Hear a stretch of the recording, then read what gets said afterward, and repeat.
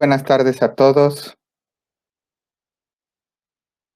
Bienvenidos a nuestra séptima sesión de este seminario. El día de hoy tenemos el gusto de que nos acompañe la doctora Dinazar. Entonces, para poder comenzar con esta sesión, cedo el micrófono a mi compañera Diana Carolina. Adelante, Diana. Gracias, Antonio. Muy buenas tardes a todos. A continuación voy a leer la semblanza de la doctora Dinazar. Es licenciada en Física y Matemáticas con especialidad en Matemática Educativa de la Escuela Superior de Física y Matemáticas del IPN México. Es maestra en Ciencias con especialidad en Matemática Educativa del Centro de Investigación y de Estudios Avanzados Simvestat del IPN México. Es doctora en Didáctica de la Matemática por la Universidad de Huelva, España. Realizó su postdoctorado en el programa de maestría en Educación Matemática en la Facultad de Ciencias Físico-Matemáticas de la Benemérita Universidad Autónoma de Puebla. Desde el 2010, su línea de investigación se ha centrado en el estudio del conocimiento y desarrollo profesional del profesor de matemáticas. La investigación desarrollada en el doctorado se centró en la creación de un modelo analítico para investigar el conocimiento especializado del profesor de matemáticas, que ha tenido un impacto internacional reflejado en la presentación que se ha hecho desde del mismo en espacios académicos internacionales y en citas que se hacen del trabajo de grupo de investigación en revistas especializadas de las que es coautora. Con respecto a la experiencia como formadora de profesores, ha sido profesora de programas de posgrado de educación matemática en centros de formación en México y otras partes de Latinoamérica durante los últimos 6 años, atendiendo directamente a profesores de matemáticas de distintos niveles educativos, en especial profesores de secundaria y bachillerato. En estos programas ha tenido también la oportunidad de dirigir 9 tesis de maestría terminadas y 2 que están en curso. Ha participado en diversos proyectos y grupos de investigación con financiación nacional e internacional. En particular, forma parte de la Red Iberoamericana sobre Conocimiento Especializado del Profesorado de Matemáticas, financiada por la Asociación Universitaria Iberoamericana de Posgrado, dentro de su programa para la conformación o la consolidación de redes iberoamericanas de investigadores y del Grupo de Investigación, Formación Inicial y Desarrollo Profesional del Profesorado, financiado por el Plan Andaluz de Investigación en España. Ha sido revisora de propuestas en distintas revistas de investigación del área de la educación matemática y actualmente es miembro del Consejo de Dirección de la revista 1 de la editorial Grao. Actualmente colabora con la Red de Enseñanza Creativa de las Matemáticas como parte del Proyecto Nacional de Investigación e Incidencia para la Enseñanza de las Matemáticas, financiado por el CONACYT. En ella participa en diseño y revisión de materiales didácticos para el trabajo de la matemática recreativa en el aula de primaria y bachillerato y la impartición de talleres. Colabora también en el proyecto de difusión y divulgación matemática educativa para educadores matemáticos Matedumat como coordinadora académica. El día de hoy la doctora Dinazar nos va a presentar su ponencia titulada La importancia de generar una estructura metodológica sólida y coherente en un trabajo de investigación. Adelante, doctora Dinazar, puede comenzar con la presentación. ¿Qué tal? Muy buenas tardes. Primero, muchas gracias a los estudiantes de la maestría en educación matemática y a los profesores por haberme invitado a colaborar en este espacio. Me da mucho gusto regresar a la maestría y poder hacer esta reflexión con ustedes. Voy a compartir la pantalla. Empezar a compartir la pantalla.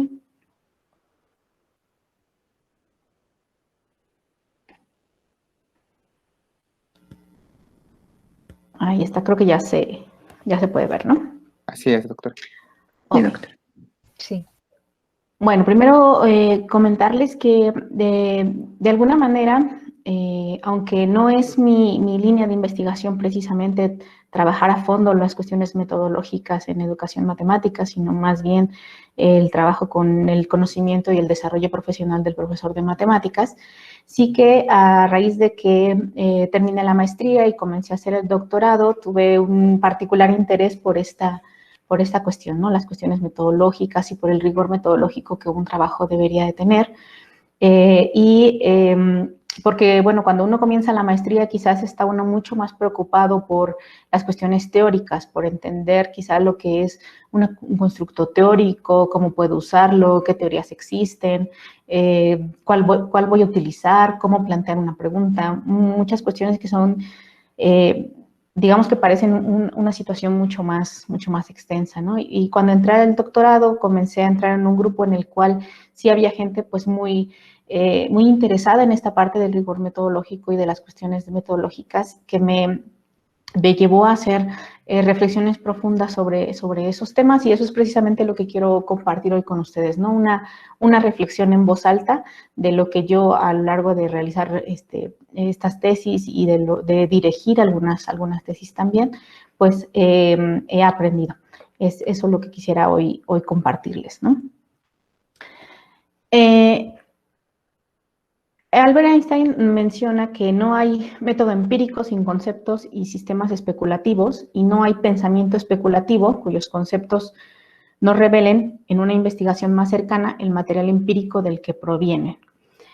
Y Alan Schoenfeld resume esta cita de Albert Einstein diciendo: lo que se dice aquí es que no hay teoría sin datos, ni datos sin teoría. A lo que se refiere Alan Schoenfeld es que es importante saber que cuando nosotros hacemos una investigación, los datos que se generan y las cuestiones teóricas que ahí se ven van a estar íntimamente ligadas. Todo lo que nosotros creamos va a partir de la teoría y también de los datos de los que provienen. Es una alimentación que va de un lado hacia otro, y que no existe una sin la otra, sobre todo en las cuestiones de educación matemática. A lo mejor hemos oído hablar también de que existe investigaciones teóricas e investigaciones empíricas. Quizás esto se relaciona con lo que en otras ciencias llaman la ciencia básica y la ciencia aplicada, ¿no? Sin embargo, en educación matemática lo que nosotros hacemos tiene mucho que ver con estudiar fenómenos de enseñanza y aprendizaje, ¿no? Cuestiones que se están dando en las aulas, y tiene que ver más bien con una investigación empírica, porque esta se ocupa de hacer observaciones, recopilar datos y sacar conclusiones sobre alguna situación del mundo real. Y eso es lo que nosotros hacemos. Empezamos a revisar cuestiones que son reales, que suceden en un determinado entorno, que son los procesos de enseñanza y aprendizaje de las matemáticas, y que nos van a revelar cómo son esos procesos, cómo se enseña, cómo se aprende, quién aprende, cómo lo aprende, que tiene... hay una relación entre estudiante-profesor, profesor-contenido, contenido-estudiante. ¿Cómo son esas relaciones? ¿Hacia dónde van? Si dependen del contenido, si dependen del contexto en el que se están dando. Todas esas situaciones son las que nosotros en educación matemática nos interesa indagar. Y por eso es que nosotros decimos que en educación matemática lo que hacemos es una investigación empírica.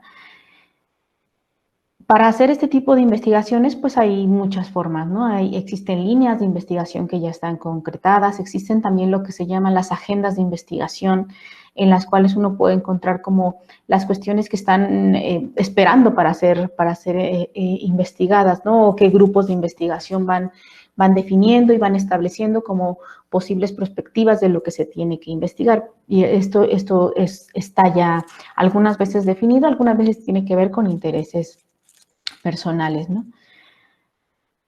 Otra cuestión que dice Schoenfeld también en 2007, en el capítulo Method, que es un capítulo muy famoso en el que habla precisamente sobre esta cuestión de que la educación matemática se hacen investigaciones empíricas, nos dice que los supuestos teóricos de los investigadores, ya sean tácitos o explícitos, dan forma a lo que eligen examinar, lo que ven y representan en los datos y las conclusiones que extraen de ellos. Cuando nosotros pensamos, por ejemplo, en el arco y el arquero, por más que quizá tengamos un aparato muy sofisticado, muy preciso, muy interesante. Si el arquero no lo sabe usar, no vamos a obtener un resultado adecuado. Y otra, de todas formas, si tenemos un muy buen arquero, pero el instrumento quizá no es tan bueno, quizá el instrumento no es tan preciso, quizá tampoco el resultado sea el que nosotros esperamos. O el resultado sea simplemente diferente, no bueno o malo, sino simplemente diferente. Eso tiene que ver con que las preguntas que uno elige hacer y los datos que uno elige recopilar van a impactar evidentemente en las conclusiones que es posible que se extraigan. Yo no puedo concluir algo si no me pregunté exactamente lo que debía haberme preguntado, ¿no? Y esto también viene permeado por lo que yo considero que puedo preguntarme. Si yo no reconozco ciertas cuestiones básicas, si yo no entiendo lo que es esta disciplina, quizá me puedo preguntar, por ejemplo, por qué el triángulo se llama triángulo y no tiene nada que ver con las cuestiones de educación matemática, ¿no? No tiene que ver con el proceso de enseñanza ni de aprendizaje, tiene solamente que ver con una cuestión matemática y aunque puede ser una pregunta interesante, no me va a llevar a ese tipo de conclusiones que yo quiero buscar, que es entender el proceso de enseñanza y aprendizaje de la matemática. Entonces, estas cuestiones siempre están subyacentes en lo que nosotros hacemos, ¿no? Supongamos que después de realizar un trabajo de investigación que nosotros hicimos, tenemos esta conclusión. Los estudiantes aprenden mejor la geometría si se utilizan herramientas tecnológicas. Esa es la conclusión a la que nosotros hemos llegado.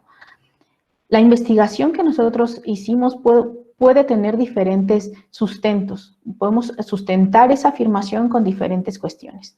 Por ejemplo, una podría ser, hicimos pruebas estandarizadas y comparamos dos clases, ¿no? Dos grupos. Un grupo en el cual se estudiaban cuestiones con herramientas tecnológicas y un grupo en el que no. Y hicimos la prueba estandarizada, se la pasamos a los dos y vemos qué resultados se obtienen. Y así damos fe de que como los que estuvieron con herramientas tecnológicas sacaron mejor puntaje, pues entonces eso tiene algo que ver. Lo estoy diciendo de una manera que usted es digamos, es muy por encimita, pero más o menos es eso, ¿no? Es una forma de aproximarse a los datos. Claro, ahí vienen muchas otras cuestiones que vamos a ver adelante, pero es una forma de aproximarse a los datos. Otra forma sería, por ejemplo, se analizaron el número de estudiantes que eligieron clases más avanzadas sobre geometría y cómo reaccionaban ante ellas, ¿no? Yo vi a lo mejor estudiantes que en la primaria estuvieron trabajando con herramientas tecnológicas y veo que estos estudiantes cuando llegan a la universidad en asignaturas de geometría están haciendo estas otras cuestiones que muchachos que no estuvieron en la primaria con herramientas tecnológicas no hacen, ¿no? La forma de pensar o las cuestiones son diferentes. Entonces, son dos maneras distintas de aproximarte a una misma cuestión y cuyas cuestiones son medibles, ambas se pueden medir, ambas se pueden entender, se pueden sistematizar, pero pueden arrojarnos conclusiones totalmente diferentes. Por ejemplo, si en las pruebas estandarizadas no vemos realmente un cambio muy fuerte entre uno y otro, podríamos decir, bueno, pues sí parece que hay una cuestión ahí diferente, pero tampoco es tan marcada y además pues no podemos afirmar que provenga de esta cuestión de las herramientas tecnológicas. Pero lo mismo podríamos decir con el análisis que se hace, ¿no? Podemos decir, bueno, pero es que también influye la cuestión del profesor, no sabemos si exactamente sean las herramientas. Entonces, aunque las aproximaciones pueden ser de muchos tipos, y pueden ser medibles y pueden ser interesantes, la conclusión a la que nosotros podemos llegar cuando estamos elaborando uno u otro argumento es distinta. Si nosotros hacemos la prueba estandarizada, estamos enfocándonos solamente en el resultado. No estamos observando las demás cuestiones, el contexto, el programa, no estamos observando eso. Solamente hay un foco que es el resultado, ¿no? Saben o no saben ciertas. Y cuando analizamos el número de estudiantes que eligen estas clases, podemos a lo mejor empezar a plantearnos otras cuestiones, ¿no? ¿Qué tipo de pensamiento generan? ¿Cómo están argumentando? Otras cuestiones que sí me va a dejar ver esa aproximación que la otra, ¿no? Esto no es una cuestión de que esté bien o mal o que unos vayan a entender cosas que otros No, sino que cada uno está tomando una postura, un foco, una manera de ver, una lupa, unos lentes desde los cuales examina este problema y decides acercarte a él. La complejidad de estos problemas de tipo social que nosotros también analizamos, estos procesos nos hace que cuando uno se acerca a ellos, pues tienes implícitas un montón de cuestiones, tienes tus propios paradigmas, tus propias concepciones, tienes incluso conocimientos diferentes, ¿no? Cada uno tiene para sí lo que le viene dando la experiencia de trabajo y a lo mejor la lectura que tú has tenido, las cuestiones que tú has hecho. Y todo eso es lo que te da una forma de acercarte al problema, una forma de entender también el problema y una forma de ver cómo es. Si tú no reconoces, por ejemplo, que hay cuestiones que pueden ser métodos de enseñanza tradicionales y métodos de enseñanza innovadores, para ti no hay como mucha diferencia, tú dices, bueno, es que yo no entiendo por qué uno puede ser tradicional y el otro no, o cuál es la diferencia, entonces yo no puedo realizar una investigación que tenga que ver con esas cuestiones o que parta de esas premisas, porque no está dentro de mis concepciones o dentro de mis paradigmas, ¿no? El entender esas cuestiones. Entonces, lo que yo me planteo siempre proviene desde esa situación. Y por eso es que es importante que nosotros hagamos explícitas ciertas cuestiones al momento de comenzar con una investigación. Y para eso están los paradigmas de investigación, que se refieren a crear unas redes coherentes sobre la naturaleza del mundo y de las funciones de los investigadores que, aceptadas por una comunidad de investigadores, condicionan las pautas de razonamiento y sustentan las acciones de la investigación. Son lo que nos va a permitir mirar al mundo, identificarlo, lo que en él es importante para nosotros, ¿no? Esto creo que todos entendemos que lo que nosotros no conocemos no podemos explorarlo, lo que nosotros no entendemos no podemos entonces ni siquiera alcanzar a ver que está ahí, ¿sí? que se plasme, que se genere. Y es por eso que cuando comenzamos con las investigaciones decimos, bueno, hay que plantear el problema, hay que hacer de alguna manera enmarcar la situación para que tú reconozcas por qué eso es un problema. ¿Por qué eso es una cuestión que es importante investigar? ¿Por qué quieres saber sobre eso? ¿No? Y además, ¿cómo te vas a acercar a él? Quizá otros ya pensaron sobre esa cuestión, pero ¿desde qué paradigmas lo han pensado? ¿No? ¿Desde qué puntos de vista se ha analizado también? Seleccionar un paradigma de investigación nos va a permitir entender un posicionamiento personal que tiene el investigador. Con qué visión tú estás analizando e interpretando estos fenómenos que investigas, ¿no? Desde qué punto de vista te estás tú parando a decirme esto que tú estás haciendo, y eso me va a permitir entender tu trabajo, esté yo o no de acuerdo con la investigación que hiciste o incluso con las conclusiones que tú sacaste. Yo tengo que entender que ahí hay una coherencia en la situación y desde tu paradigma, desde el marco que tú has creado y el paradigma que tú has construido, esos resultados tendrán que ser sólidos, ser válidos, ¿no? Para definir estos paradigmas, se puede partir de las perspectivas. Un paradigma tiene tres diferentes perspectivas. Una perspectiva ontológica, una perspectiva epistemológica y una perspectiva metodológica. Estas son las tres perspectivas que nosotros tenemos que tener claras para entonces poder construir nuestro propio paradigma. En lo que se refiere a la perspectiva ontológica, esto es la interpretación particular de la realidad. ¿Cómo interpreto yo que estamos en esta realidad? ¿Cómo nos enfrentamos y qué es posible saber de ella? Santos dice que estas perspectivas ontológicas pueden ser una realidad objetiva, que sea independiente del hombre, un realismo, o pueden ser de tipo múltiples realidades situadas, resultantes de la construcción humana, un relativismo. Eso tiene que ver incluso con las concepciones que tenemos sobre la matemática y sobre la enseñanza y el aprendizaje de las matemáticas. Si nosotros consideramos que la matemática es una ciencia que está ahí, ya se ha trabajado, se ha descubierto y está ahí solamente para que nosotros accedamos a ella, es una cuestión independiente, ajena del ser humano, que solamente tiene que tomarla y extraerla. Sin embargo, si nosotros consideramos que la matemática es una construcción que está en constante evolución, que es una cuestión que nosotros como individuos vamos construyendo un pensamiento matemático y unas cuestiones específicas a lo largo de un tiempo, entonces estamos hablando de una forma diferente de entender los fenómenos que ahí van a suceder. ¿Cómo me acerco yo a esas aulas, ¿no? ¿Qué es lo cómo se percibe esa realidad? Y eso también me va a permitir plantearme ciertos problemas y entender ciertas cuestiones que desde otros paradigmas podrían no estar entendiendo.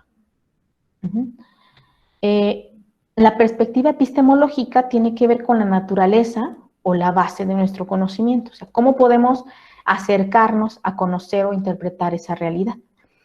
Una vez que nosotros decidimos si esto a lo mejor es una cuestión estática o es una cuestión dinámica o esto sí es una cuestión social o esto es una cuestión, ¿cómo es esa realidad?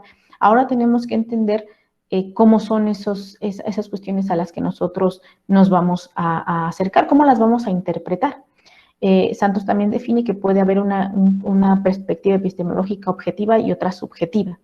Cuando es la objetiva, se refiere a resultados verdaderos y libres de valores. Es decir, esos resultados que nosotros estamos obteniendo no tienen que ver con un sesgo personal, ni con una cuestión contextual, ni con otras cuestiones. Son objetivos, son cuestiones que se pueden dar como resultados verdaderos.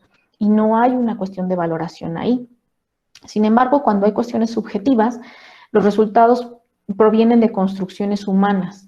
Entonces, a eso se le llama subjetivo, que viene de un sujeto, el cual tiene en sí ya cuestiones que lo caracterizan, ¿no? Cuestiones afectivas, cuestiones de contexto, muchas otras que están implicadas en esas situaciones y que entonces los resultados son susceptibles de interpretación. Quien los ve y como los ve es como los interpretará, ¿no? No es lo mismo no es lo mismo subjetividad que, ¿cómo decirlo? Que no porque una cuestión sea subjetiva significa que no tiene valor o que no es aplicable. Lo que significa es que tienes un momento, un lugar, un contexto específico para el cual eso se puede aplicar, ¿no? Entonces, hay que considerarlo porque ese es el juicio de valor que yo tengo que hacer. Estos resultados surgen de cierto momento histórico, estos resultados surgen en cierto tipo de aulas, estos resultados surgen en cierto tipo de contextos, ¿no? A eso se le llama subjetividad. Y bueno, también otra cuestión es que, aunque a la subjetividad a veces creo que la han estigmatizado un poco, pensando en, no, es que tú tienes que ser objetivo, no puedes interpretar cuestiones con subjetividad. Hay formas de controlar esa subjetividad, hay formas de hacer que tus resultados sean incluso susceptibles a generalizaciones, aunque sean de tipo subjetivo, aunque estés en esta perspectiva epistemológica subjetiva. Y la perspectiva metodológica es la discusión que va a trascender los métodos de investigación, es decir, qué modelos, qué reglas, qué técnicas, qué métodos vamos a utilizar para acercarnos a esa realidad y hasta dónde podemos acercarnos a ella. O sea, si nosotros ya vimos que hay cuestiones a las que podemos y a las que no podemos acceder, entonces ahora tenemos que crear ciertos modelos, ciertas técnicas que nos permitan acercarnos a ello, ¿no? Si nosotros, por ejemplo, consideramos que queremos observar la construcción del conocimiento de cierto estudiante, tenemos que ser conscientes de que no podemos ver como tal ni tocar la construcción de un conocimiento, sino lo que vamos a hacer es una interpretación de esa construcción. Ahora, ¿a través de qué? A través de entrevistas, a través de observaciones, a través de preguntas, a través de cuestionarios, a través de qué vamos a acceder a esa realidad. Entonces, esos instrumentos tienen que estar acordes con esas cuestiones. Si nosotros nos estamos situando en una realidad objetiva, pues podremos establecer un control de variables que no nos perturben lo que estamos haciendo y vamos a acceder a esta realidad única y objetiva. Si vamos a tener también relaciones causa y efecto, si algo sucede, entonces esto pasa. Y el objetivo es la previsión a partir de la verificación de leyes o generación de hipótesis. Yo tengo una hipótesis y quiero ver si esto se cumple o no. Ese es mi paradigma. Si nosotros nos acercamos a una realidad subjetiva, entonces el centro está en el significado humano de la vida social y en su exposición por parte del investigador. ¿Cómo lo interpreto yo qué está sucediendo. Si se valora la comprensión y la explicación, y el objetivo está en comprender un comportamiento en un contexto determinado. Entonces, estas son dos perspectivas, digamos, totalmente diferentes que plantea Santos, pero hay otros muchos matices que se pueden ir viendo a lo largo de la literatura en los que podemos encontrar otro tipo de definición de las perspectivas, pero este es como, digamos, los extremos, ¿no? Ahí puede haber muchos matices de entender a lo mejor que hay algunas cuestiones que pueden ser objetivas y otras que pueden ser subjetivas, pero tú construyes tu paradigma y tú dices, esta es mi realidad, esto es lo que yo voy a observar y así es como se dan los procesos de a lo mejor de enseñanza-aprendizaje. Esto es lo que yo entiendo que es matemáticas, esto es lo que yo creo que es la enseñanza y el aprendizaje de la matemática. Y desde esa perspectiva, entonces, a esto otro es a lo que yo puedo acceder, esto es lo que me puedo yo preguntar o esto es lo que yo puedo investigar. El paradigma de investigación, entonces, es un marco, es algo que enmarca nuestra investigación y que va a tener que ver con muchas cuestiones, con el planteamiento de un problema, con la generación de las preguntas y los objetivos de investigación, con el marco teórico que yo voy a generar y además, bueno, transversalmente, todo esto es atravesado transversalmente por un marco metodológico, ¿no? ¿Cómo voy a acceder a esas cuestiones? Una vez que yo estoy estableciendo todo el planteamiento de este problema, las preguntas, los objetivos, el marco, qué constructos, qué teorías, cómo voy a acercarme a él, alguien lo ha hecho, no lo ha hecho, desde qué puntos de vista. Ahora me pregunto también desde qué marco puedo yo ir estableciendo estas cuestiones y empezar a acercarme a ese problema, ¿no? De manera, digamos, general, aunque existen otros, en educación matemática ya trabajamos normalmente con estos paradigmas de investigación. Un paradigma positivista, que se refiere a que son paradigmas en los cuales están basados en la aplicación del método científico propio de las ciencias naturales y cuyo propósito es la explicación causal de los fenómenos educativos. El paradigma interpretativo, que tiene que ver con el propósito. El propósito es centrarse en la comprensión e interpretación de los fenómenos educativos a partir de los significados e intenciones de las personas que intervienen en el escenario, en este escenario educativo. Y un paradigma crítico en el que el propósito es superar la mera comprensión de los fenómenos, tratando de buscar soluciones, transformando la realidad de la que yo estoy observando y utilizando la reflexión permanente acerca de esta práctica educativa. Entonces, de alguna manera, como les digo, no es una cuestión de pensar que un paradigma es mejor que otro o que un acercamiento puede ser mejor que otro para estos fenómenos educativos o para cualquier otro. Se refiere más bien a que en el momento en que yo defino el paradigma, yo sé hasta dónde voy a llegar y qué quiero realizar, ¿no? Si yo lo que quiero hacer es transformar esa realidad, por ejemplo, en un estudio en el que yo voy a realizar secuencias didácticas y las voy a analizar, o voy a hacer, por ejemplo, un análisis de clase o un lesson study, por ejemplo, un lesson study, el tipo de paradigma que yo tengo que generar es diferente, no puede ser un paradigma positivista, tiene que ser un paradigma interpretativo, porque yo voy a ver las cuestiones, a comprender, a interpretar lo que está sucediendo en ese fenómeno. Pero si además yo voy a dar después algunas pautas para trastocar esa realidad, para generar cosas diferentes, para a lo mejor dar una propuesta de intervención, entonces el paradigma tendría que ser un paradigma crítico que está ya llegando hacia esa otra situación, ¿no? Entonces, el situarme, el darle al lector una idea de lo que yo estoy entendiendo por estas realidades, me va a ayudar a que toda mi investigación sea coherente, sea sólida. No solamente en las cuestiones de escribir el documento, ¿no? Decir en qué paradigma me estoy posicionando, sino también para mí como investigador, para empezar a concebir la investigación, para empezar a entender las cuestiones, tendría yo que hacer conciencia de mis concepciones, de mis creencias, de mis paradigmas personales, para saber entonces desde qué paradigma puedo yo acercarme a esos fenómenos. Si yo no estoy de acuerdo con una situación, no puedo entonces ahora hacer una secuencia. Por ejemplo, yo no estoy de acuerdo, vamos a decir una cosa, yo no estoy de acuerdo con el uso de tecnología en el aula. Creo que solamente juegan y no aprenden nada. Entonces yo no puedo ahora hacer una investigación objetivamente de la calculadora, por ejemplo, del uso de la calculadora en el aula, porque ya mis paradigmas propios, mis concepciones, me dicen que eso no va a funcionar. Entonces, me va a costar mucho trabajo pararme, situarme y entender el trasfondo que tiene, las investigaciones que se han hecho y otras cuestiones. Tendría yo que hacer conciencia de esa concepción para ahora romper con ella o por lo menos transformarla, ¿no? Entonces, por eso es que es importante que hagamos este ejercicio de entender cuáles son mis paradigmas y desde dónde estoy yo empezando a posicionarme. Hay muchas cuestiones que nos podemos ir preguntando cuando vamos a comenzar la investigación, ¿no? ¿Qué es lo que se va a investigar? ¿Para qué lo voy a investigar? ¿Por qué esto es relevante para el campo de la matemática educativa? Porque muchas veces tenemos claro por qué es relevante para nosotros, pero no para la educación matemática en general. Y además tenemos que tener claro que la pregunta de investigación está generada por la identificación de una problemática específica. Todo esto proviene de mis propias concepciones, de lo que yo he identificado y de lo que yo tengo como intereses personales y además como cuestiones teóricas mías, ¿no? Personales que he construido a lo largo de mi experiencia, de mis lecturas, de mi trabajo, de mi experiencia como profesor y como alumno, ¿no?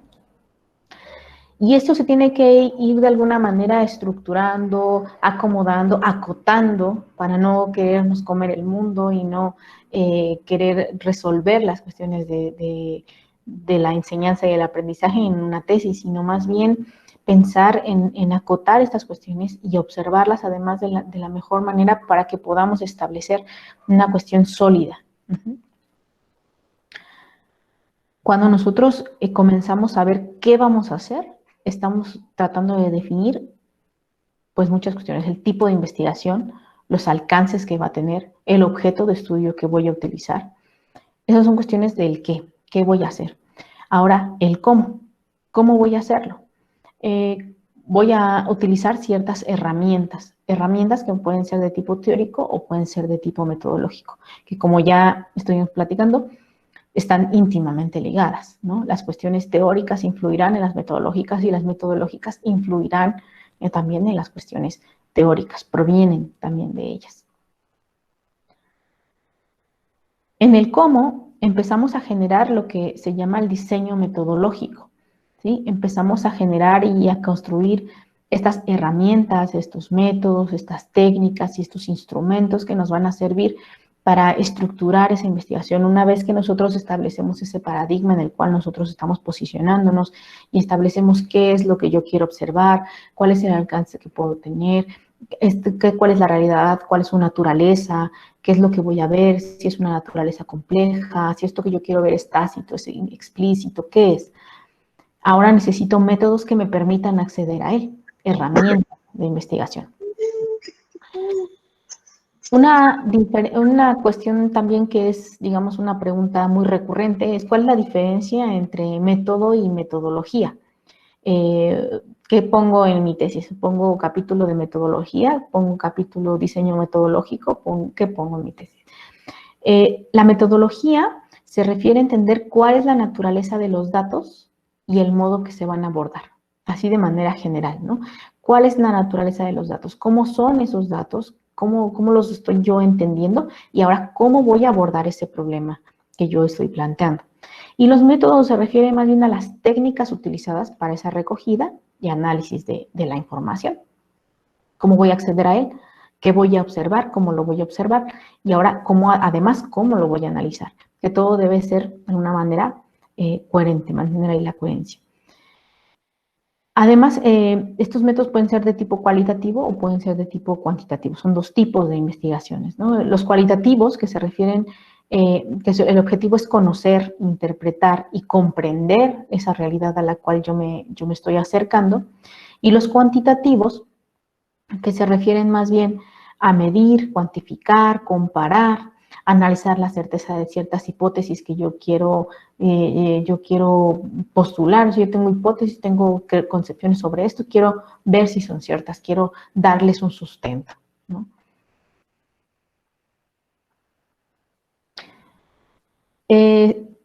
Schoenfeld dice que aunque reconocemos dos tipos diferentes de investigaciones como cualitativas y cuantitativas, la división es artificial, puesto que ambos tipos de investigación van a compartir las mismas preocupaciones teóricas y empíricas. Es decir, aunque usemos un método cualitativo o usemos un método cuantitativo, eso no influye directamente sobre el problema en sí que nosotros estamos investigando.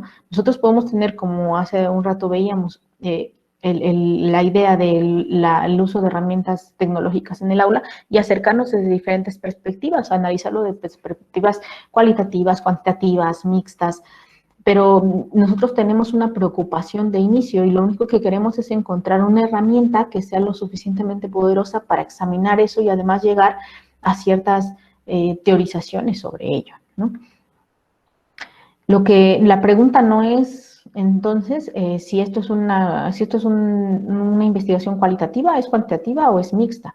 Sino la pregunta sería, ¿qué suposiciones están haciendo y qué tan fuerte es la justificación para las afirmaciones que se hacen dentro de esta investigación? Eso es lo que deberíamos preguntarnos sobre la investigación. No qué tipo de investigación utilizó, sino cómo está desarrollando esa situación. Y dentro de nuestra disciplina, por ejemplo, una cuestión muy típica que es la observación de clases, requiere de una reflexión profunda sobre las cuestiones metodológicas y sobre los métodos que se deben llevar a cabo. Por ejemplo, si tú te vas a acercar a una clase, puedes estarte preguntando cosas como, ¿se toman notas de campo? ¿Se hacen grabaciones de audio y video? ¿Cómo enfoco la cámara? ¿Se realizan cuestionarios? ¿Hacemos transcripciones de toda la información? Todo esto depende de los objetivos, de las preguntas, del paradigma, de todo lo que tú estuviste construyendo para llegar hasta ese momento de toma y recolección de datos, ¿no? Esto es algo también muy interesante. La mayoría de los estudiantes se preocupan mucho por el momento de toma de datos porque sienten que no llega, pero es que hay un previo de preparación muy importante. Si yo no sé qué tipo de datos voy a recolectar de esas grabaciones, entonces mis grabaciones pueden no servir de nada. Si yo hago una grabación de un episodio de clase sin tener esta reflexión sobre lo que voy a investigar, entonces lo que vea quizá me va a quedar faltando, ¿no? Quizá, por ejemplo, me enfoqué en observar a los niños haciendo las cuentas, haciendo este tipo empezando con la idea de la suma, pero no observé a la maestra. Y yo quería hacer una investigación sobre el impacto que puede tener la enseñanza bilingüe de la suma y la resta. Pues es que ahí tienes que observar al profesor y si tú no tuviste esa parte de observar al profesor, pues no hay suficientes datos para afirmarla. Si a lo mejor tú estabas haciendo una investigación en la cual los gestos de los niños son importantes, pues el no tener acceso a los rostros de los niños tampoco te va a ser de utilidad. Entonces, todo tiene que ver con el tipo de preguntas que me hago y el acceso que yo puedo tener a esa información. Lo que yo me pregunté, ¿cómo puedo acceder a ello? ¿Necesito realmente entrar al aula? ¿O me basta a lo mejor con un diario de campo de la maestra? ¿O me basta con una relatoría de hechos? ¿O me basta con hacer algunas entrevistas posteriores? ¿Qué es lo que yo quiero saber? Y en qué momentos esa información puede ser lo más rica posible, ¿no?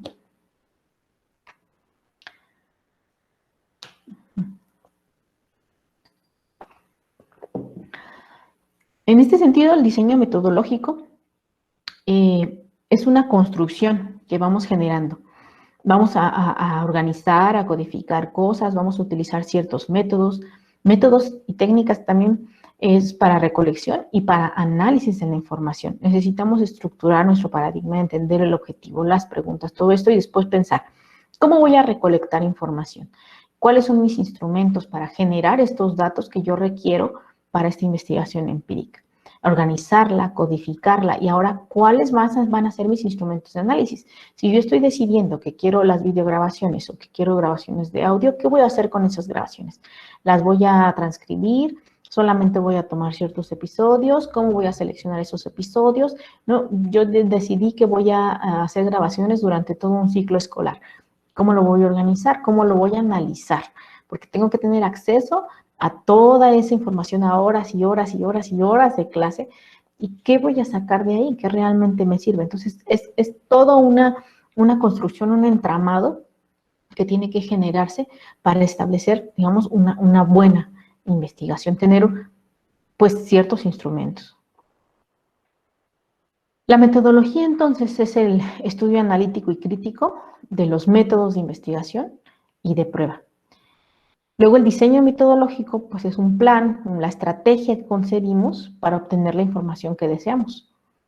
Los métodos son procedimientos o conjunto de procedimientos que sirven de instrumentos para alcanzar los fines de la investigación, y las técnicas serán las técnicas particulares, el método y las técnicas son más particulares, el método es más general. Dentro del método pueden utilizarse distintas técnicas de recolección.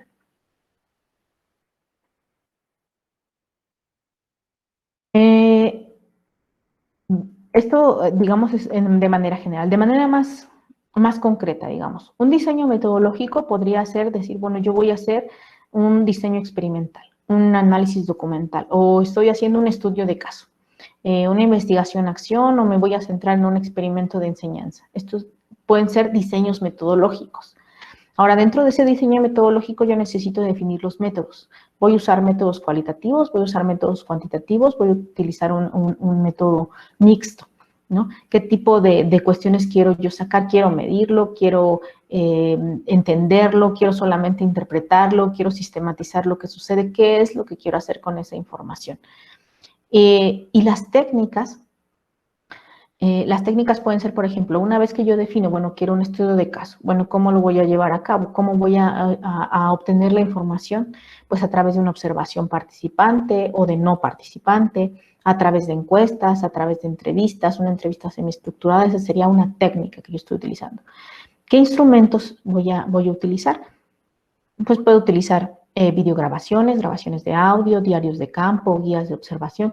Todos estos son los instrumentos que yo estoy creando para la investigación, ¿no?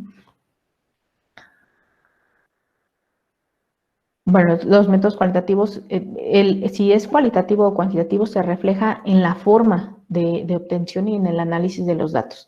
Las preguntas que yo tengo y todo eso, si yo decido que la cuestión o el enfoque es cualitativo, pues entonces mi manera de acercarme a los datos es distinta que si es cuantitativa.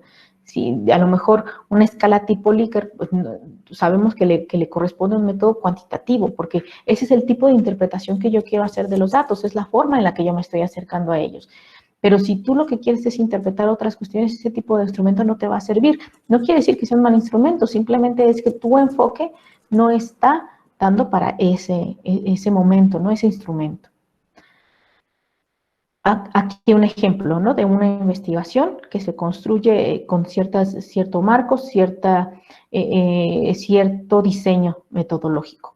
Se elige un paradigma y tú dices, bueno, el paradigma será un paradigma interpretativo, según lo concibe Bassi en 2003.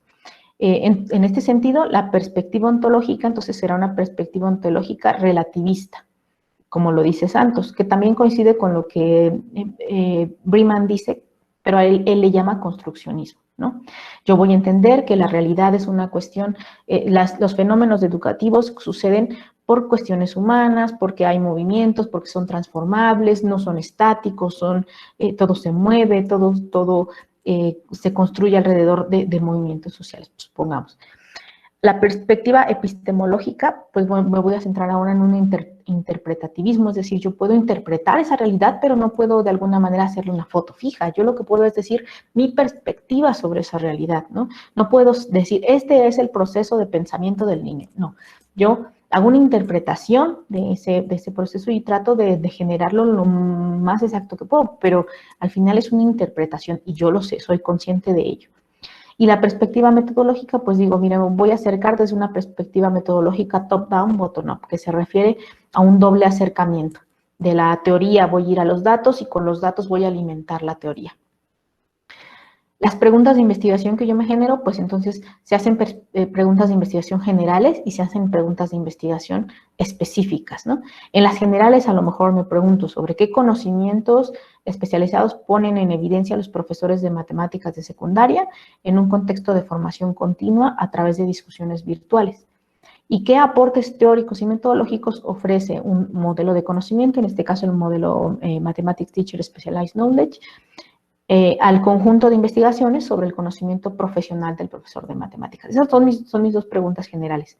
Pero luego me hago algunas específicas. Podemos profundizar en la comprensión del conocimiento del profesor de secundaria referente a la enseñanza y el aprendizaje del contenido matemático a través del análisis de los subdominios que propone este modelo. ¿Cuáles son las características específicas del conocimiento didáctico del contenido que considera este modelo? Estas ya son preguntas, digamos, que derivan de las anteriores, ¿no? Entonces, en este sentido y con estas preguntas se plantea un objetivo. El objetivo va a ser describir, caracterizar y comprender el conocimiento didáctico del contenido a través del análisis de su conocimiento especializado, del conocimiento especializado del profesor.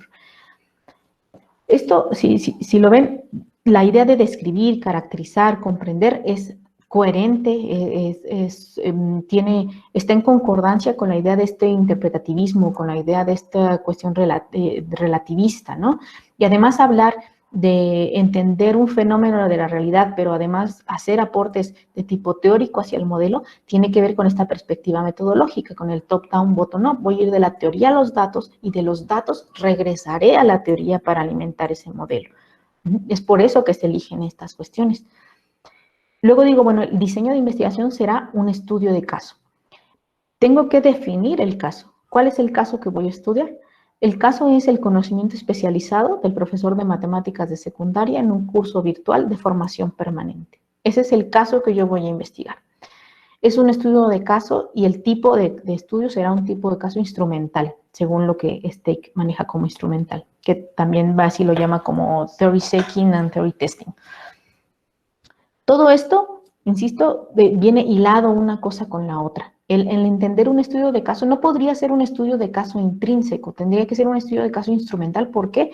Porque los datos no me interesa en sí el conocimiento del profesor de matemáticas secundarias, es decir, no me interesa teorizar sobre todo el conocimiento que tiene un profesor de secundaria. No, me interesa entender cómo es ese conocimiento para regresar hacia la teoría, para regresar hacia el modelo, para entender su interpretación, para entender si estas categorías sirven, para verificarlas, para crear más. En ese sentido, tiene que ser un estudio de caso de tipo instrumental.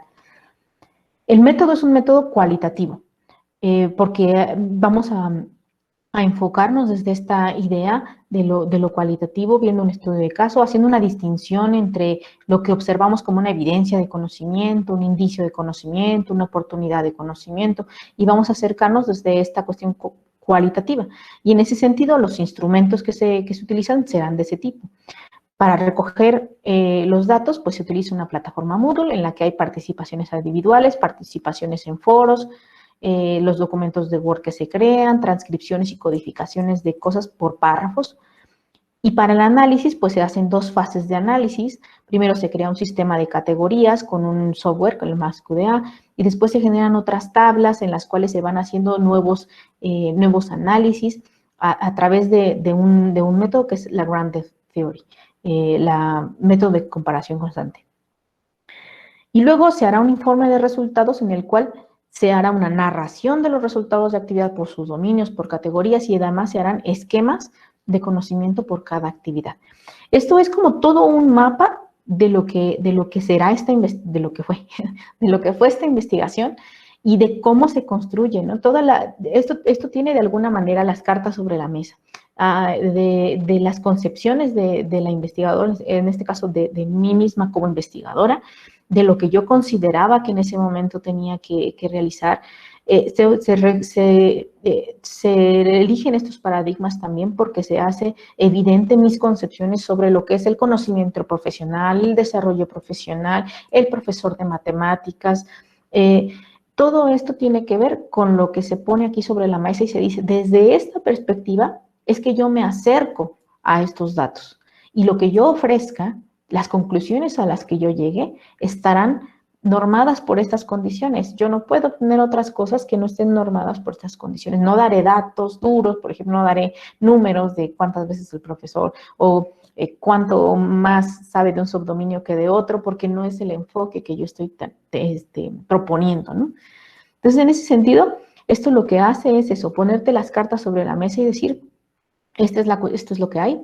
Desde esta perspectiva yo me acerco y desde esta perspectiva entonces ofreceré algo, un resultado, ¿no?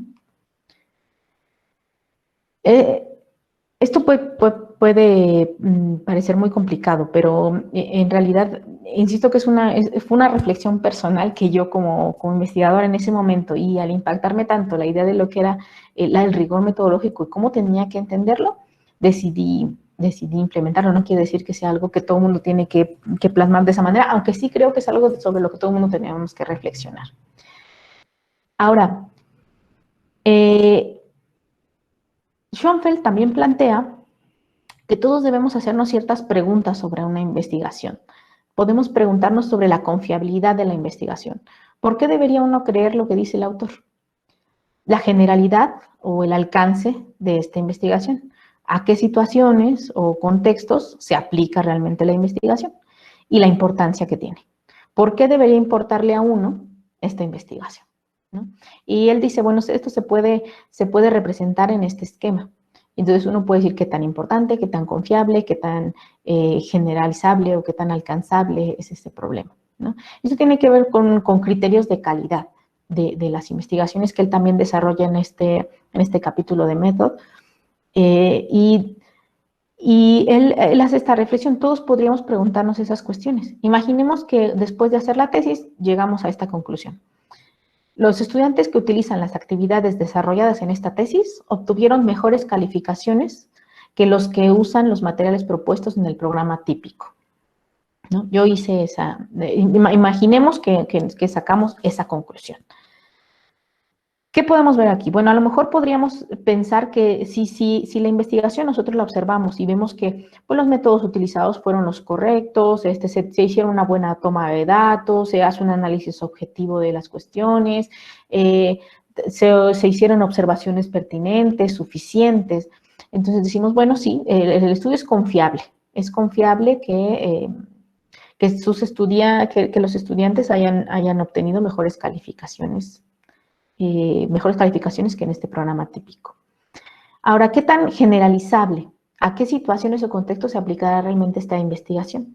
Por más que, digamos, imagínense que yo hice estas actividades y las apliqué a 4 escuelas, a 5.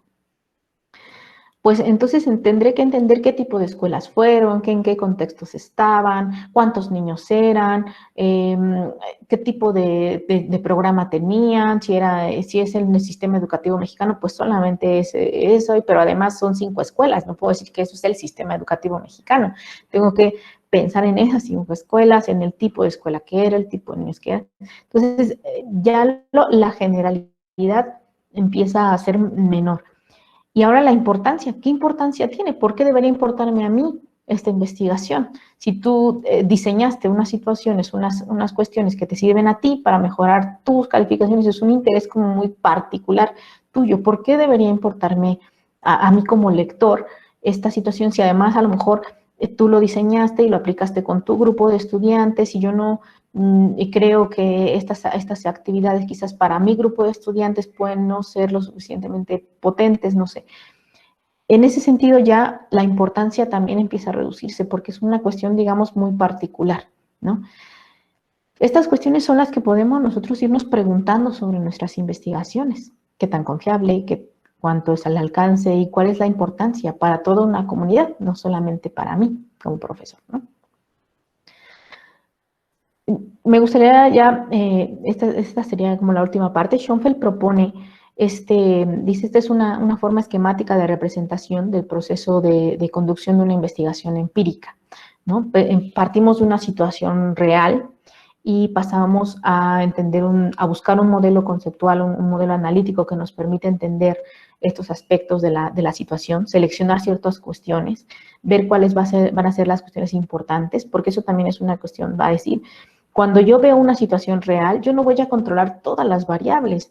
Yo decido en qué variables sentarme, enfocarme, ¿no? Yo tengo que delimitarlo y decir, bueno, si yo sé que en el aprendizaje influye el contexto, la maestra, el tiempo, el currículum, sí, pero yo, ¿qué voy a investigar? ¿Qué es lo que voy a observar? Solamente de una cosa de esto voy a dar cuenta.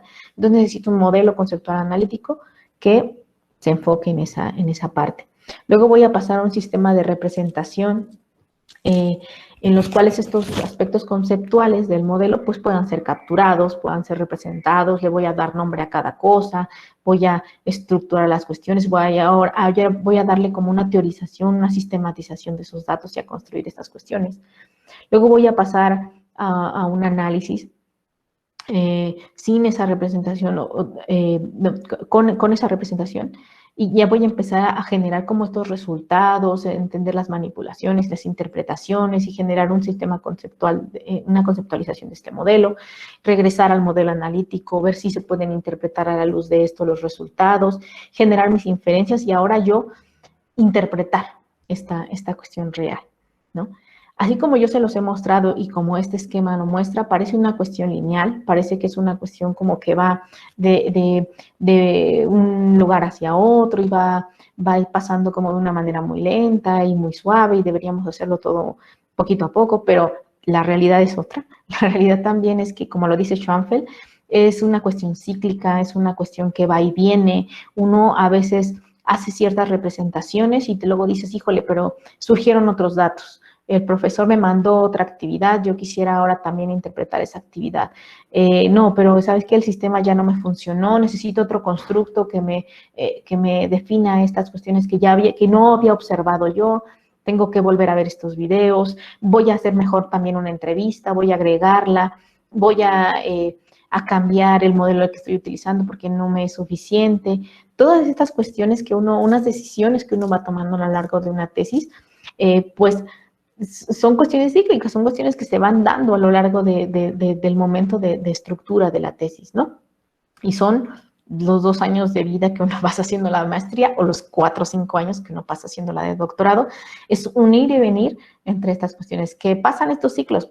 Pues sí, hay cosas que pasan y hay cuestiones que sí que se realizan, que sí que suceden, la conceptualización, la creación y perfeccionamiento de este sistema de representación, la interpretación del análisis dentro de un marco, sí suceden, pero no suceden de una forma lineal, suceden de otras maneras y vamos y venimos entre estas interpretaciones, ¿no?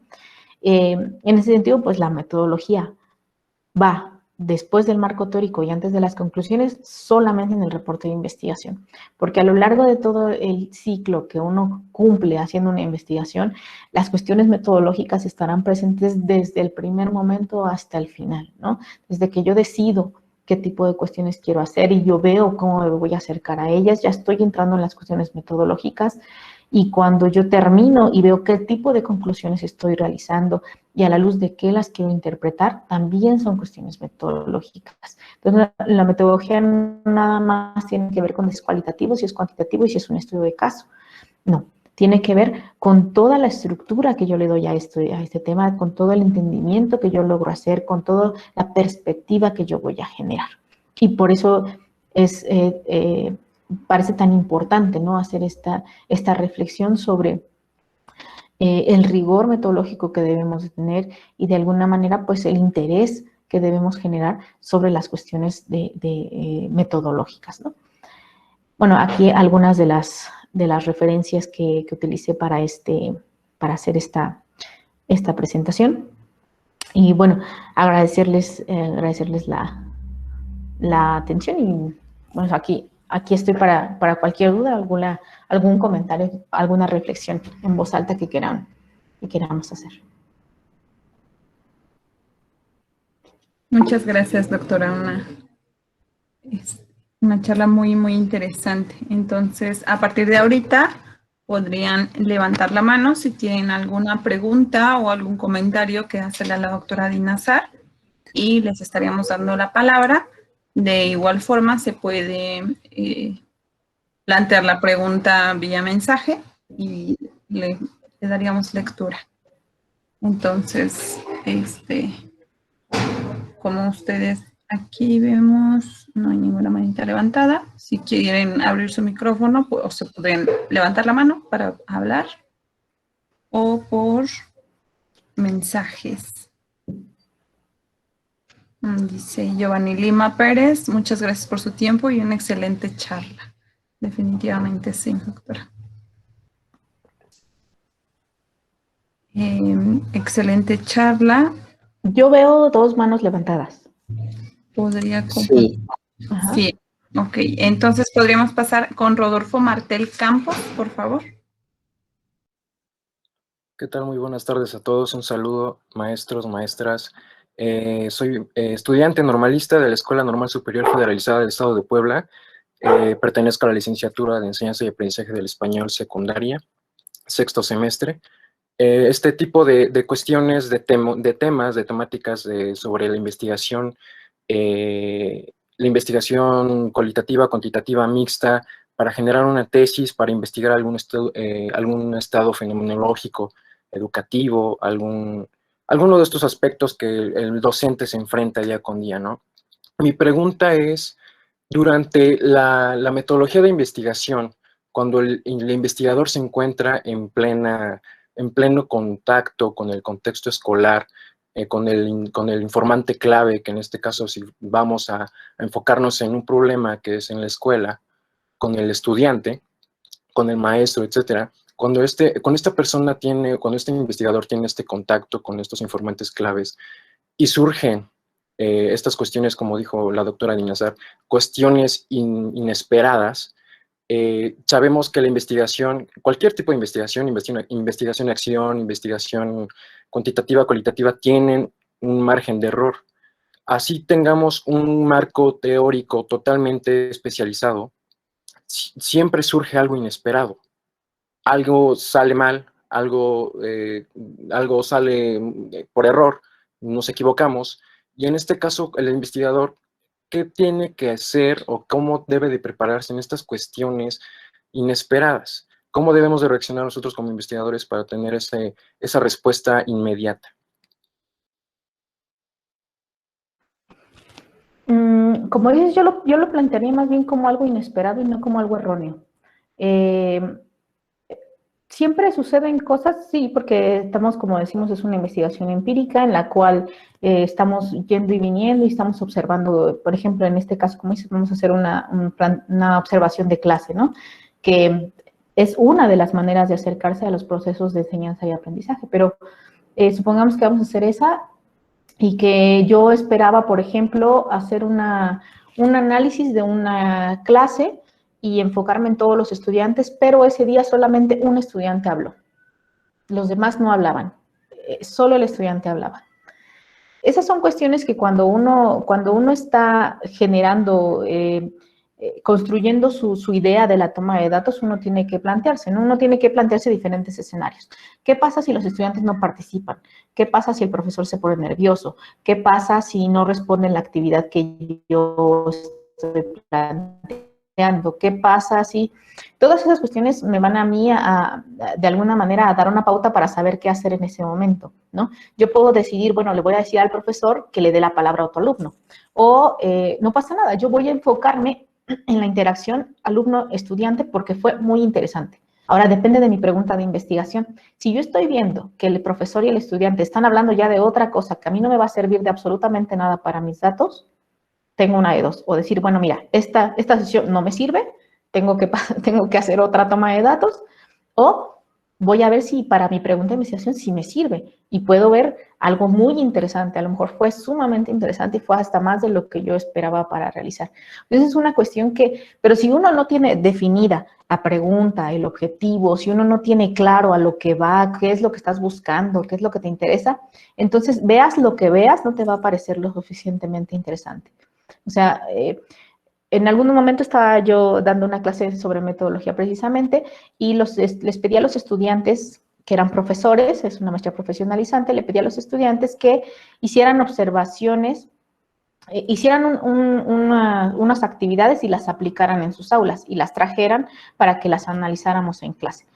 Y una maestra trajo el cuestionario que había hecho y toda la transcripción de lo que el niño había respondido del cuestionario. Y yo, desde que lo empecé a ver, le dije, es que este cuestionario es súper interesante. Y ella me decía, pero yo no le veo nada. Yo decía, sí, mira, es que el niño responde esto y él está haciendo esto y tú, a ti te interesaban las cuestiones de la suma, de la resta, y él está haciendo esta suma y esta resta. Y me decía, no, pero de fracciones. O sea, ella no veía de ninguna manera lo que yo alcanzaba a ver, ¿no? Claro, la visión es totalmente diferente. La idea de ella era, quiero que resuelva mi actividad. Y como el niño no resolvía la actividad, pues no veía ninguna otra cosa. Pero yo le decía, pero tu objetivo era saber cómo realiza las sumas y las restas. Y él está haciendo sumas y restas. Ah, bueno, eso sí, dice, pero no terminó el problema. Entonces, es una cuestión, eso, de no haber entendido completamente cuál es tu objetivo, cómo vas a llegar a ese momento de toma de datos, ¿no? Hay que llegar preparado. Y no es un error. Lo que surja va de alguna manera a llevarte hacia ciertas cosas. Sí puede pasar que de plano si ya no sirve de nada, no pasa nada. Se toma otra clase, ¿no? A veces también, por ejemplo, tomas 5 profesores y dices, bueno, mira, de los 5, si 3 me dan buena información, pues yo tomo 3. Y así hago mi tesis con 3, no con 5. Aunque yo observe 5 y tengo datos de 5, pero 3 son los buenos, no pasa nada. Ese tipo de cuestiones se pueden ir no resolviendo, pero sí controlando. No sé si pero sí.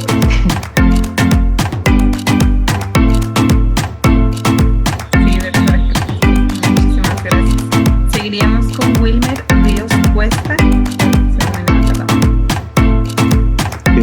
Buenas noches, saludos a todos, a la doctora Dinazar, muy buena conferencia la que nos acaba de ofrecer. Me gustaría plantearles 2 preguntas, no sé si primero planteo una, esperamos que la responda y luego le puedo plantear la siguiente, ¿no? Sí, como tú quieras. Vale, entonces, cuando nosotros incursionamos en estos procesos de investigación, nosotros partimos de una inquietud inicial, nos planteamos algunas preguntas y ahí definimos una pregunta macro que es la que va a guiar nuestro proceso investigativo. Nos planteamos los objetivos y la parte metodológica, pero me gustaría que nos profundizara un poquitico más sobre, dependiendo de la naturaleza de los datos, si vamos a hacer un estudio cualitativo o cuantitativo, cómo establecemos las categorías de análisis o esas unidades de estudio, o si es un estudio cuantitativo, cómo hacemos la conexión entre los objetivos, la parte metodológica y las variables. Esa sería la primera pregunta. Pues es que yo creo que de eso iba toda esta parte, precisamente de la importancia que tiene conectar una cosa con la otra. ¿Cómo lo hacemos? Pues a través de la reflexión, de entender la naturaleza de mis datos. Si yo voy a hacer una cuestión cuantitativa, si yo he decidido que lo que yo quiero es dar datos duros, es medirlo, entonces necesito crear un instrumento que sirva para eso. Necesito tomar un instrumento que de alguna manera tengo que tirar de escalas tipo Likert, de cuestionarios estructurados, de entrevistas estructuradas, de generar categorías que me permitan medirlas, ¿no?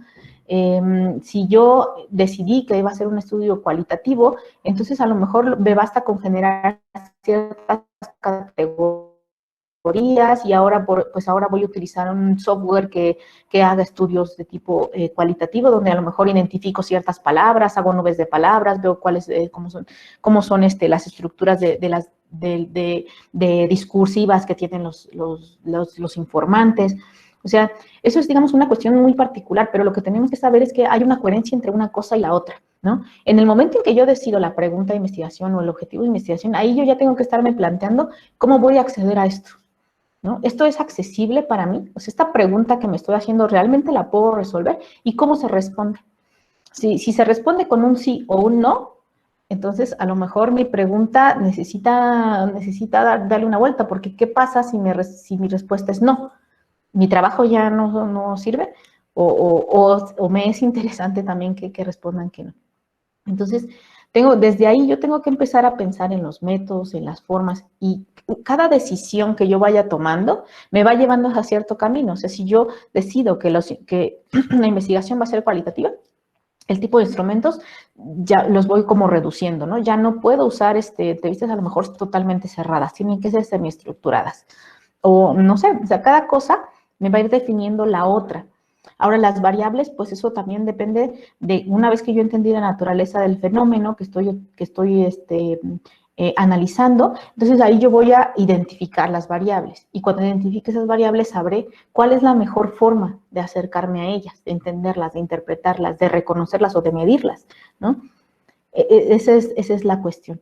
Cuando yo voy tomando una decisión, con ella vendrán otras tantas. Muchas gracias. Y la segunda pregunta es, hay una palabra que está, digamos que de cierto modo, como difícil de abordar cuando nosotros hablamos desde la educación matemática, y es ese término de competencia. De hecho, hablar de competencia en educación matemática genera cierto ruido y algunos investigadores prefieren hablar sobre procesos.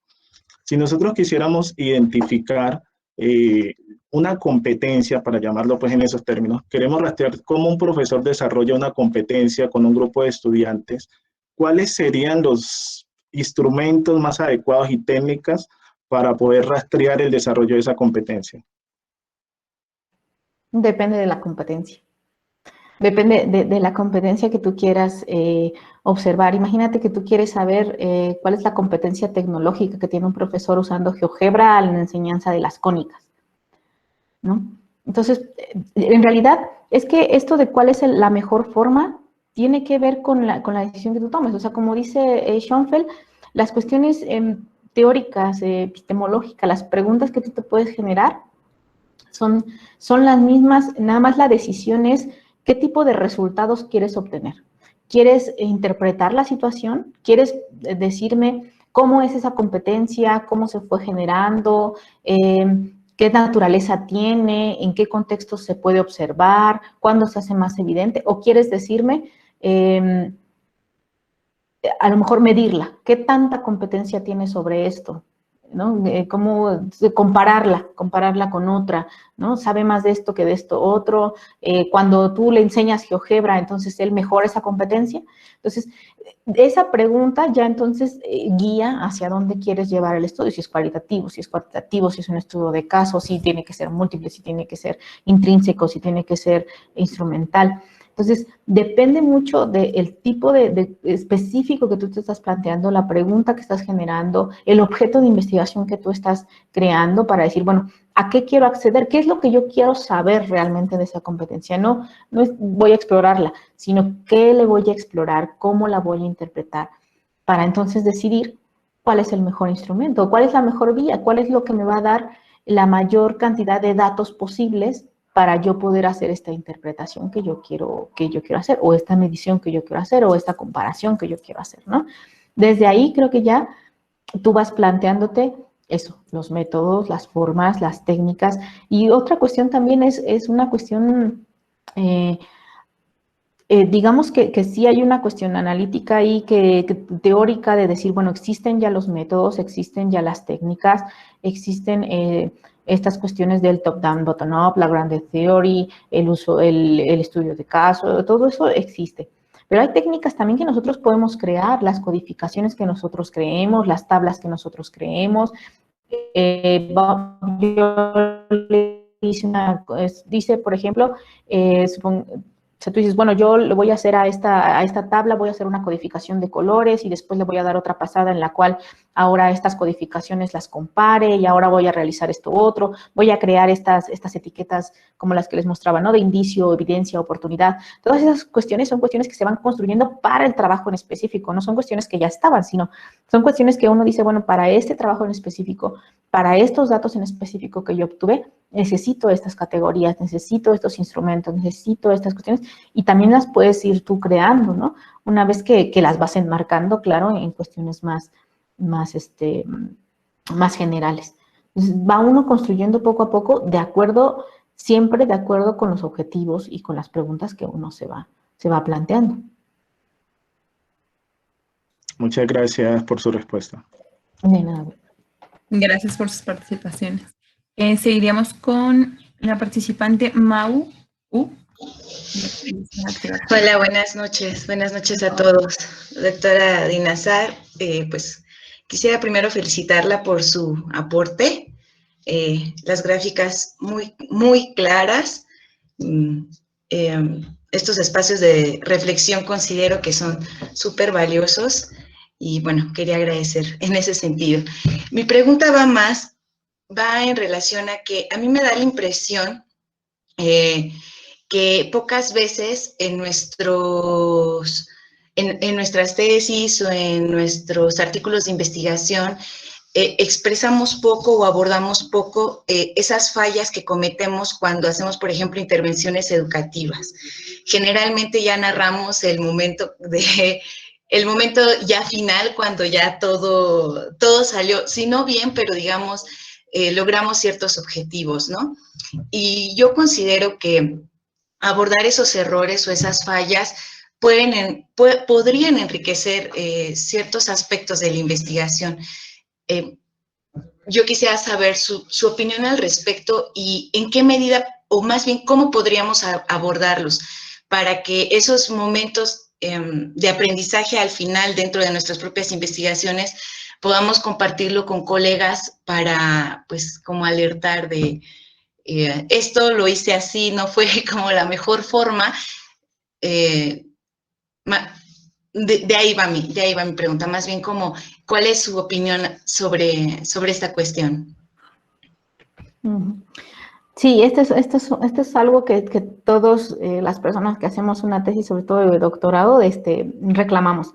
De decir, oye, parece que ya todo salió muy bien y no me cuentan como la parte dura, ¿no? Que el principio es muy duro, de ir comenzando a crear la investigación, entender las cuestiones metodológicas y todas estas cosas.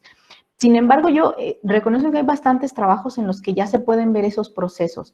Me parece que, por ejemplo, en el capítulo que les mostré de Schoenfeld, el de Method, él habla de cómo realizó una investigación.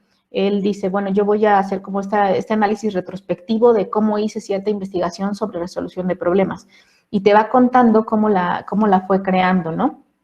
Y te va diciendo, pues primero hice esta situación, después me regresé, vi que los datos no se estaban analizando bien, entonces empecé a crear otro marco, le dije a mis colegas, a mis asistentes de investigación, porque Schoenfeld tiene asistentes de investigación, entonces les dije a mis asistentes, ¡qué maravilla! dije a mis asistentes que por favor lo corrigieran. Entonces me dijeron que no servían esas categorías y regresé a volver a ver los videos para volver a crear las categorías y él te va contando ese proceso de alguna manera, ¿no? Te va diciendo cómo no es lineal, esto que les mostraba al final, ¿no? De la secuencia. No es lineal. Empieza a ir, venir, regresar, crea nuevas categorías y vuelve a hacerlo. Entonces ahí él cuenta precisamente esos procesos. Y hay algunas tesis de doctorado también en las que sí se pueden observar esas cuestiones, sí se hacen como esas reflexiones de decir, yo primero había considerado estas cuestiones y después me di cuenta de que no. Generalmente parece que el primer capítulo tiene que ser esto, ¿no? Como la introducción tiene que ser como más, pues ya contar, al final el reporte de investigación no es contarlo todo, pero sí es contarlo bien. Pero para que te dé tiempo de contarlo todo, pues realmente tienes que cortar algunas partes, ¿no? Y tienes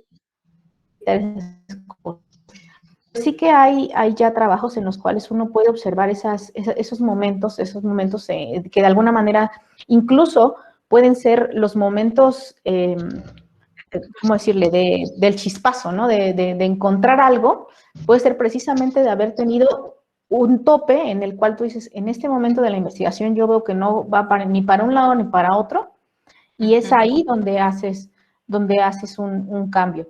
En las tesis que se crearon, por ejemplo, en la mía y en otras que se crearon sobre este modelo de conocimiento, precisamente se hace esa introducción porque se crean estos modelos a partir de reflexionar sobre otros que no sirven para lo que queremos y decimos, no, esto no funciona, necesitamos un nuevo modelo. Y ese es el momento de ruptura. Entonces, sí hay cierta parte de esa historia. Pero es cuestión de irlo viendo. Y si nosotros notamos que eso nos interesa o que creemos que eso puede ser un aporte interesante, creo que a lo mejor poner en nuestros trabajos una parte en la que se cuente esa parte puede ser formativo para quienes siguen, ¿no?, detrás de nosotros. Claro. Bueno, le agradezco mucho, doctora, y ojalá pudiera compartirnos información sobre el proyecto de enseñanza creativa de las matemáticas que comentaban al principio. Estaba buscando en internet y veo que fue una convocatoria del año pasado, entonces no sé si es vigente, si hay algún sitio oficial. Sí, sí, gracias a ti, Mau. La red de enseñanza creativa es una red que se formó para atender, digamos, la petición de CONACYT de crear un catálogo de actividades que pudieran ayudar a que los niños tuvieran menos rechazo hacia la matemática. Entonces, sé que se están creando actividades para primaria baja y para bachillerato hasta ahora, ¿no? Sí, ya pusieron información al respecto. Gracias, Mariana.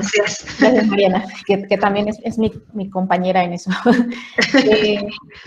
En el Facebook también de CIMAT, del Centro de Investigación en Matemáticas de la UNAM, también pueden encontrar cuestiones de recrea. Se han hecho talleres para profesores en los que les damos a conocer esas actividades.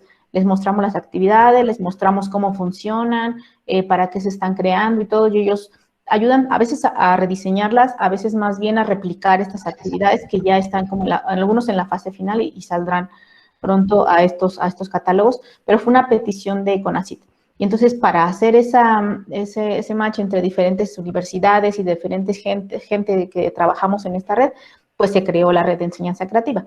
Entonces, hay poco todavía al respecto de la red en sí mismo, pero en CIMAT se pueden ver las convocatorias que se abren sobre ello, y seguramente ahora que termina ya casi el proyecto con CONACYT, la red empieza a funcionar de otras maneras y empecemos a verla, pues ya como, digamos, como con entidad propia, ¿no? Ya la red de enseñanza creativa.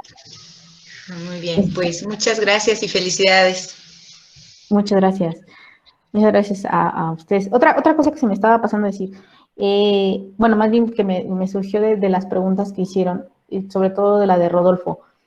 Hay también, digamos que cuando uno va creando estas investigaciones y estos trabajos, uno también tiene un acompañamiento, que es el director de tesis, y ese director de tesis también tendrá ciertos paradigmas, ciertas concepciones, ciertas formas, incluso ciertos intereses de investigación que van a ir guiando también estas investigaciones, ¿no? Y que nos van a ir mostrando de alguna manera cómo se va generando, ¿no? El hacer una investigación, hacer una tesis no es una cosa trivial, la verdad es que tiene bastante complicación. Pero hay muchas formas de irla abordando y de ir interesándose en cómo voy a crear el documento en sí antes de entrar como a la investigación, ¿no? Haciendo un pequeño comercial, en Matedumat tenemos algunos videos de profesores, de investigadores que son directores de tesis, que han dirigido muchas tesis y que dan algunos consejos para crear esas tesis de educación matemática, ¿no? Hablan como de cuestiones muy generales, de qué se puede leer, qué se puede hacer, cómo la puedo crear. Tenemos uno con el doctor José Carrillo y tenemos uno con la doctora Rosa María Farfán, en el que ellos dan su opinión de cómo van dirigiendo esa construcción y cómo puedes comenzar con una tesis de investigación en el campo de la educación matemática, por si les interesa. Y también pronto vendrán también algunos videos sobre criterios de calidad en la investigación. Entonces, bueno, creo que les puede ser de utilidad el material. Muchas gracias, doctora. Por el chat, pues, nada más hay agradecimientos y, por ejemplo, Ana Eugenia Ruiz Camacho comenta: ha sido una charla muy enriquecedora. Javier Acosta dice: muchas gracias, doctora, excelente charla. Saludos desde Colombia. Tenemos presentes asistentes internacionales. Mao puso nuestro algo a todos. Gracias, doctora. Esta plática me ayudó a retomar mucho el rumbo. Dice: muchas gracias por su información y su desprendimiento de conocimiento. Preguntan sobre la grabación de la charla. Se están subiendo, bueno, en realidad ya las sesiones anteriores se subieron al canal de YouTube. Ahorita Toño iba a poner los links para que vean en qué canal se están compartiendo. Por ahí en esta semana se subirá el de la doctora, ya y podrán ver las otras sesiones. Ya no hay ninguna otra pregunta, entonces, ¿alguien más si quiere hacer alguna otra pregunta? Y si no, pasaríamos a la entrega de la constancia. Muy bien. Pues muchísimas gracias, doctora Dinazar, por aceptar nuestra invitación, por esta charla, que como bien mencionas, menciona a todos los compañeros, pues nos ayuda a retomar el camino y decidir si todo lo que ya está hecho hay que tirar a la basura o arreglar ahí algunas cosas, ¿no? Nada, a la basura nada. Bueno, hacerlo a un lado. A un ladito, pero a un ladito. Ya, todo se queda. Sí, a un ladito porque algo ha de servir de ahí, ¿no? Sí. Entonces, bueno, si ya nadie más, última oportunidad para hacer alguna pregunta. Si ya nadie más va a decir algo, alguna comentario, nada. Muy bien. Bueno, entonces paso a hacer lectura de la constancia. La Benemérita Universidad Autónoma de Puebla, por medio de la Facultad de Ciencias Físico-Matemáticas y la Maestría en Educación Matemática, otorga la presente constancia a la doctora Dinazar Isabel Escudero Ávila por la presentación de la ponencia La importancia de generar una estructura metodológica sólida y coherente en un trabajo de investigación en el Seminario de Investigación en Educación Matemática llevado a cabo el día 29 de abril del 2021. Firman la doctora Marta Alicia Palomino Bando, directora de la facultad, y la doctora Lidia Aurora Hernández Rebollar, coordinadora de la Maestría en Educación Matemática. Entonces, pues en un ratito le hago llegar esta constancia por correo electrónico, y pues de nuevo muchísimas gracias, doctora, por esta charla. No, gracias a ustedes por la invitación, muchas gracias, espero que haya sido de utilidad, como les dije, para reflexionar en voz alta juntos, y para entender las cuestiones generales que son apenas el principio de las cuestiones metodológicas. Así que muchas gracias por la invitación. No, nada de qué, doctora. Y bueno, también recordarles que nuestra siguiente sesión es el próximo 6 de mayo, la próxima semana. Nos estará acompañando el profesor Alfonso Díaz Furlón, que es profesor de la Maestría en Educación Matemática. Entonces, los esperamos la próxima semana. Y de igual manera, pues, ya les dejé por ahí el link de la lista de reproducción de todas las sesiones anteriores. Y como mencionó Citlali, en esta semana seguramente estarán subiendo la grabación de esta sesión. Muchísimas gracias a todos por su participación, por su asistencia, y nos vemos la próxima semana. Gracias a todos. Buenas noches. Gracias. Gracias a la doctora Dinazar. Muchas gracias. Y a ustedes, como siempre, muchachos, que organizan el seminario. Sí, muchas gracias. Hasta luego.